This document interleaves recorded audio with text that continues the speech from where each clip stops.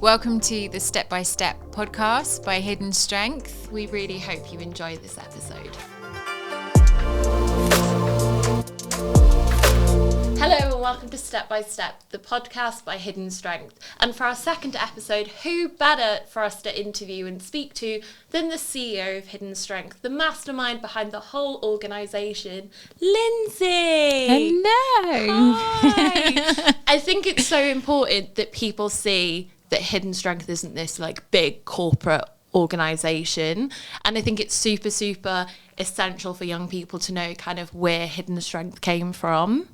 Oh, no, I totally agree. I think it's one of the misconceptions of Hidden Strength. They think there's some big business behind it, or I don't know, part of social media. You know, I guess you've heard my story a million times over, as you sit on meetings with me every day. But for everybody else, the main story behind Hidden Strength is I struggled with my own mental health as a teenager. Really struggled with bullying kind of probably from the age of about 13, 14.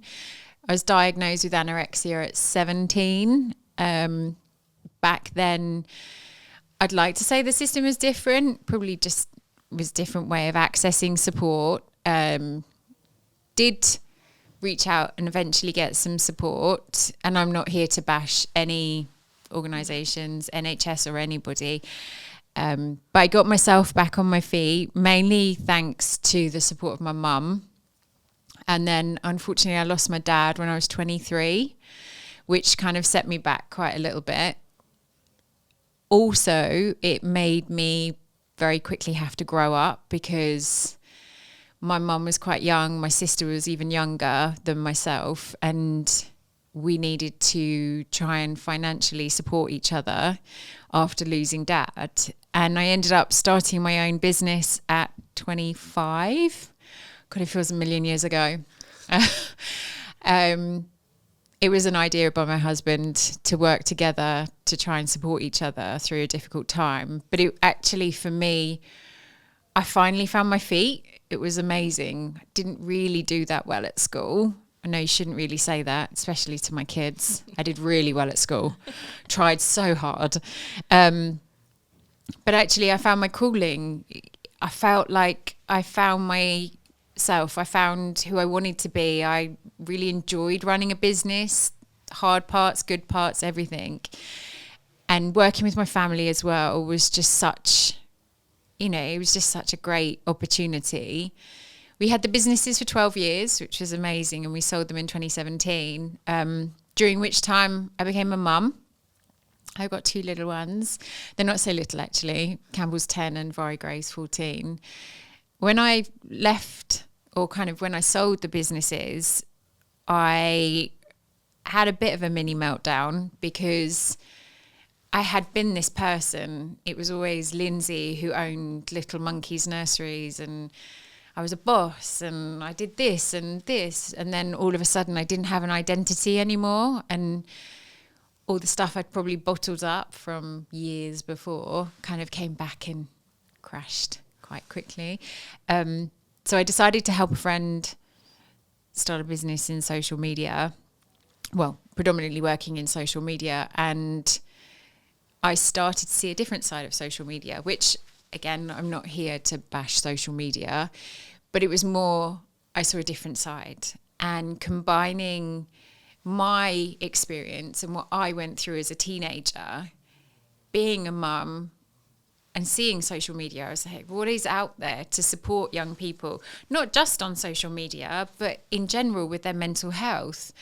And there's some great charities out there. They do a fantastic job, but we're still expecting young people to reach out, pick up the telephone, ask for help. And we all know that's not the case. Young people don't communicate like that. They prefer to communicate via DM on socials. And that's just the reality of it. So, also for me, when I was going through my hard time, I got to go home and have the protection of home. My difficulties finished at 3:00 in the afternoon. With social media, that protective bubble is gone. So I wanted to try and create something that gave them back that safety, that security bubble, but also got them the help that they needed in a way that they needed it, and the way that they could use it. So 5 years ago, I decided to take on the task of trying to change the world of mental health. Wow. I mean, just trying to do the maths on the numbers is a headache in itself. But like, do you look at Hidden Strength almost as an opportunity to heal your younger self and kind of what you went through in your early years, whether that's school, when you lost your dad? Yeah, definitely. When we sat with the youth advisory board and I watched, you know, what we've created with Hidden Strength and helping young people in a way that they can feel comfortable, I feel like I'm going through the journey of healing myself in a roundabout way, definitely. I still have imposter syndrome all the time. Which blows my mind, considering, yes, you've lived many, many lives in such a short space of time, but do you ever look at what you're doing and like, do you take the lessons learned from each experience to apply it to the next? Definitely. We've had so many setbacks in Hidden Strength. It's been such a difficult journey. We've had so many no's and so many setbacks, but each time you learn from them, you adapt, you change, and you try and make it better, because at the end of the day, you've still got the same end goal, which is to help the young people. And you've just got to kind of pick yourself back up and start again in a different way. I mean, not only is that super relatable, but do you feel okay talking about some of those difficulties that you've had with the organisation?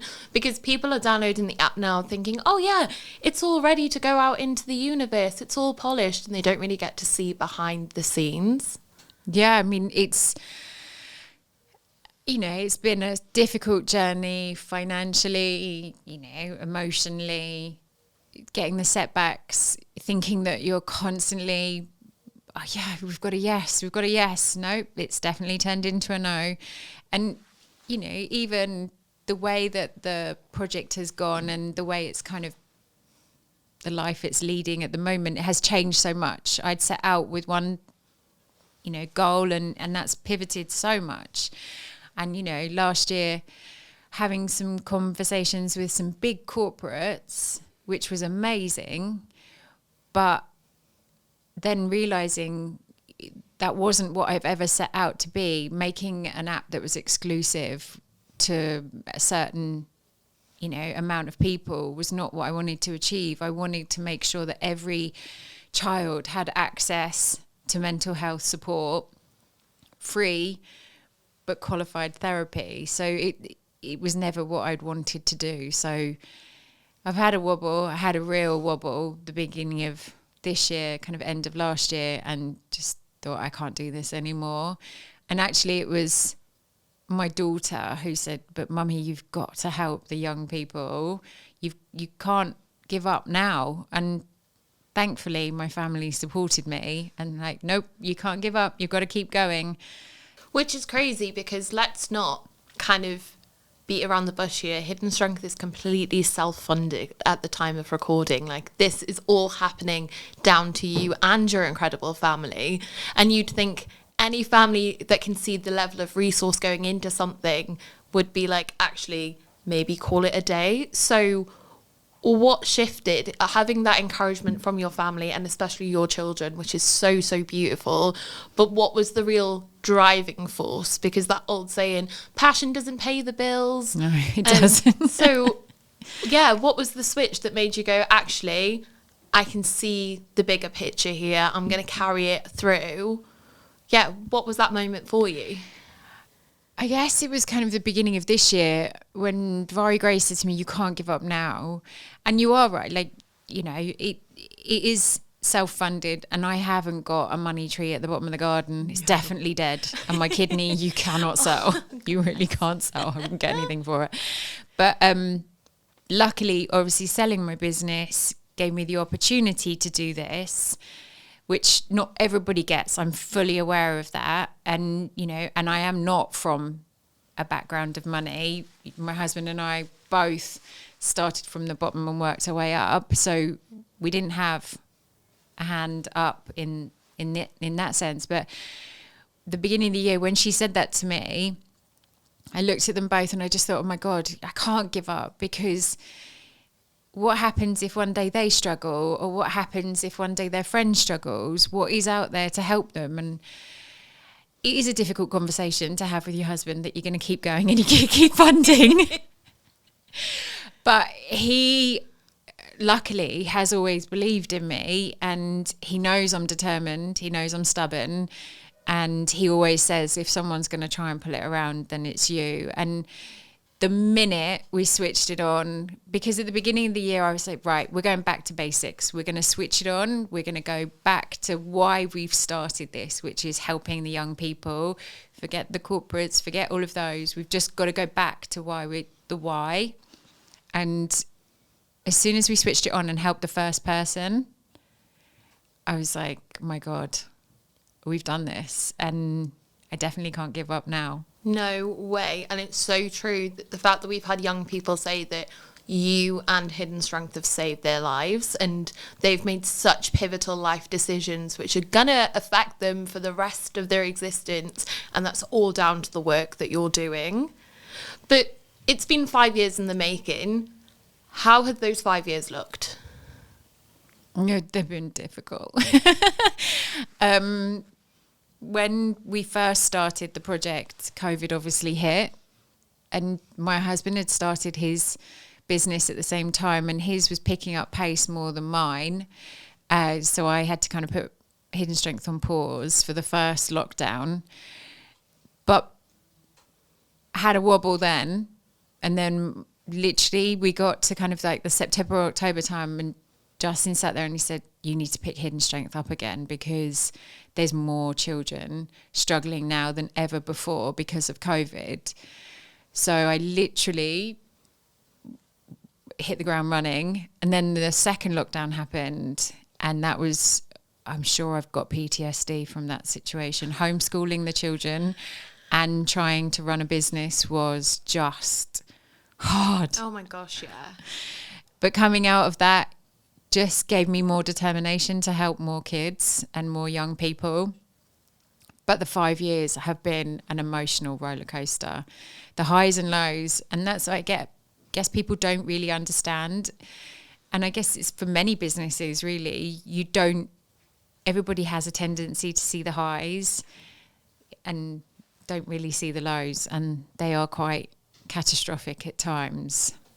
But then that's the beauty of this podcast, to have you on here to be like, this is exactly what's happened. Of course, not every single minor detail, but allowing people to peek behind the curtain, and it's not being straightforward. Like, you've spoken about your own experiences. You've taken so many life lessons from that.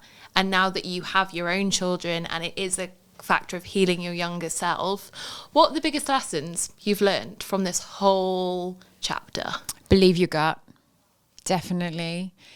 And when you want to put your mind to something and you want to do something, just do it. You know, for me, putting my mind to something and seeing it through meant that I got to help some young people through some difficult times in their life. So definitely trust your gut and just keep going. But even, I mean, trust your gut's funny because I'm lactose intolerant, so my gut can't even trust dairy. But like, what do you, even being like a woman in tech, that's a whole different... Oh my God, that's a whole different ballgame. The amount of times I've had, so is your husband funding this? Or, you know, is your husband behind this? Or there's always some, I had that even when I had the previous business. There's an assumption made that there is a man behind it. And in tech, although my CTO is a man, poor thing. Love him though. He is the best. But yeah, to have a female in tech, they just don't believe it. And by the way, I'm not going to sit here and tell you I understand the whole tech side completely inside out and sideways. I don't, but luckily I have a wonderful tech team that do. But just those stereotypes have got to stop. You know, it's ridiculous. Why can't you have a female in tech? Why can't you have a female CEO? Literally. Why? Riddle me this. It's just the most ridiculous thing. But even with that, you're so stubborn, and I'm calling you stubborn because you said it yourself. So self-awareness is there. I am. But like, so how do you recognize that you can't do it all? And like, at what point then do you bring in people that maybe complement your skill set, or maybe have an expertise that you don't have or you didn't even think of? Because that's a big thing to do when this has been your baby for so long, allowing other people in. And of course they say it takes a village to raise a baby. Like, at what point did you go, actually, I need help? From day one, because I learned that in the last business, that no one person can do everything, and it's about a team. And if you pull the right team together, it works. And I can't do everything. I genuinely can't. Barely add up.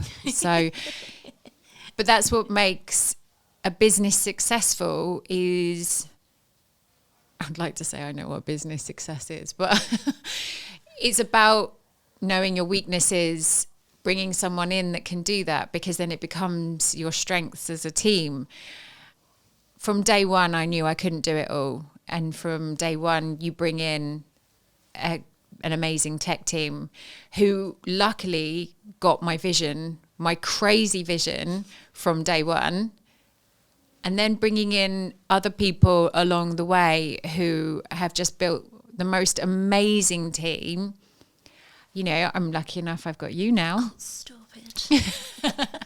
But, you know, it's knowing that when I go into a meeting, for instance, when you and I have a meeting, I'm going in it from an operational point of view. You're going in it from a mental health point of view. Mm-hmm. And at the end of the day, one person can't do everything.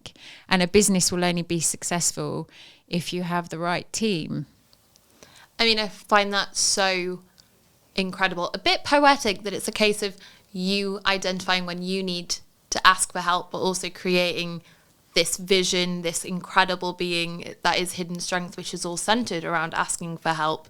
The fact that they marry together is very, very poetic. But I guess, what is the vision? And I don't know if we can talk about it now, because by the time this goes out, there might be big, significant changes. Because you mentioned it being a business. Yeah, I should change the terminology, shouldn't I? Because I guess when this goes out, we will know that, the Hidden Strength Foundation is now live. So we now have charity status, which is always been a dream. For me, it's about creating a legacy.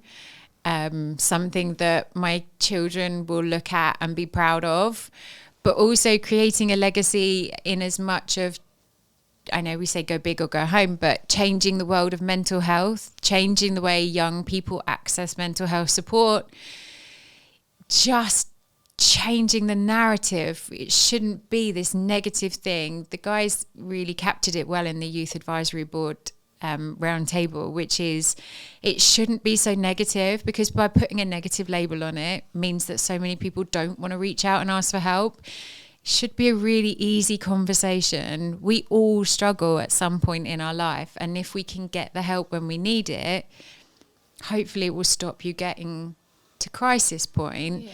So the foundation's going to be the driving force behind the change. And obviously the app is there, which is fantastic, but there's so many more things to come with the foundation, so many exciting campaigns, but it's all going to be led by the young people. I love this. By the young people, for the young people, yep. Overseen by older people. We are not in the demographic. Definitely not. I mean, you said about the vision and the goal and kind of wanting to change the world of mental health. What does that look like? Making sure that every young person knows that there is an option to get help when they need it. It's not down to kind of how many people are on the app or having therapy. It's more awareness, knowing that they know that they're not on their own anymore. Just everybody knowing that Hidden Strength's there to help them. It's their little therapist in their pocket if they need us. Therapist in a pocket. I mean, you're not wrong though. You're not wrong every single day. But then think of it on a much bigger scale. Yes, we want to change the world of mental health, normalise asking for help and reaching out for support and knowing that there are alternative options. It doesn't always have to go straight into crisis.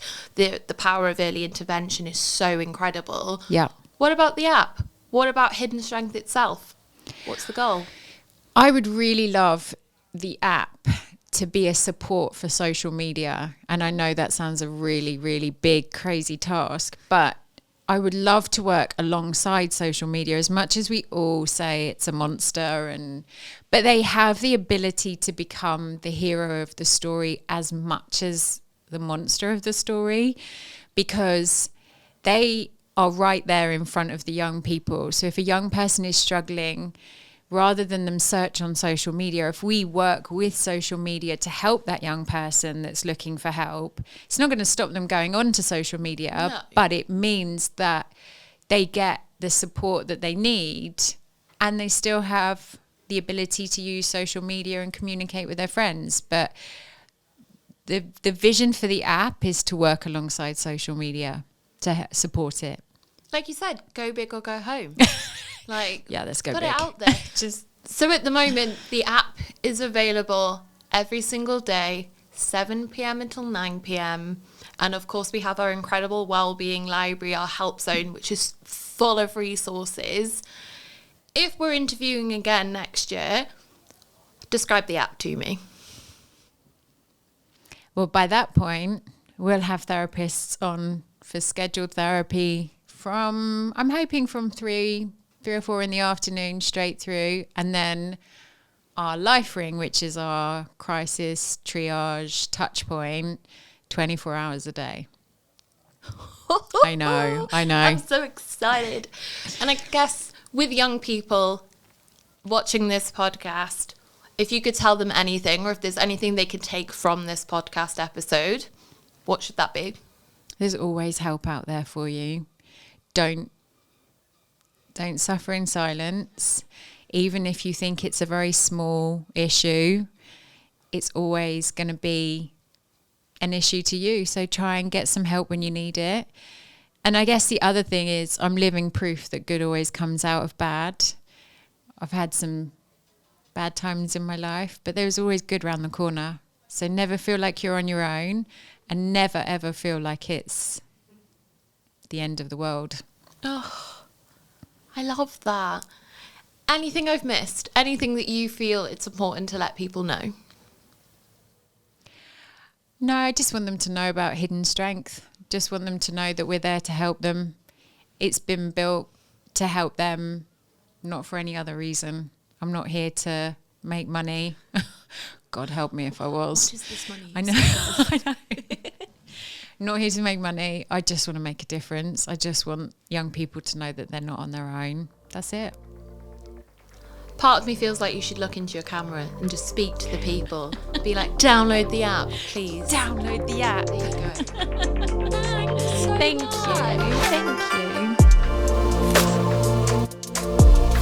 Thank you so much for watching today. If you feel like you need additional support after the podcast, we've linked resources below. Please like, share, subscribe, whatever you're listening to us on today. And download our Hidden Strength app.